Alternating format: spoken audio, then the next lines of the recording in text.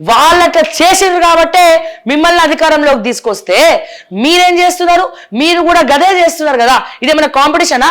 అరే నువ్వు తెలంగాణను దోచుకున్నావు, నేను కూడా దోచుకుంటా, నేను ఇంకెక్క దోచుకుంటానడం ఏదైనా రాజకీయంలో కాంపిటీషన్ పెట్టిరా? State first rank, state second rank, దోచుకోవడంలో స్టేట్ థర్డ్ ర్యాంక్ రావాలని చెప్పి అట్లనే కనబడుతుంది.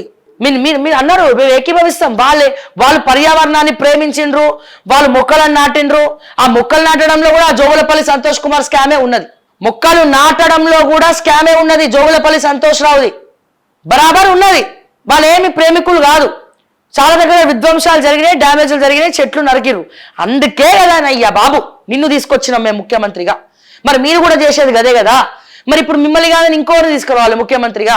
ప్రతి ఒక్కరు వచ్చి మోసం చేసుకుంటూ పోతా ఉంటే, తెలంగాణను దోచుకొని పోతా ఉంటే, జీవితాలతో ఆడుకుంటా ఉంటే మరి ఇంకెవరు తీసుకురావాలి? ఏ రాజకీయ నాయకుడిని నమ్మాలి? ఏ పార్టీని నమ్మాలి? వాళ్ళు బీజేపీని నమ్ముదామంటే వాళ్ళు ఎవరు ప్రశ్నిస్తలేరు.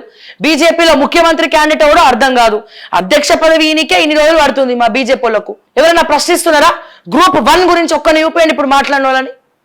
ఎవరు మాట్లాడట్లే. మరి ఇంకోరు రావాలి. దీనికి సమాధానం చెప్పండి దయచేసి రేవంత్ రెడ్డి గారు.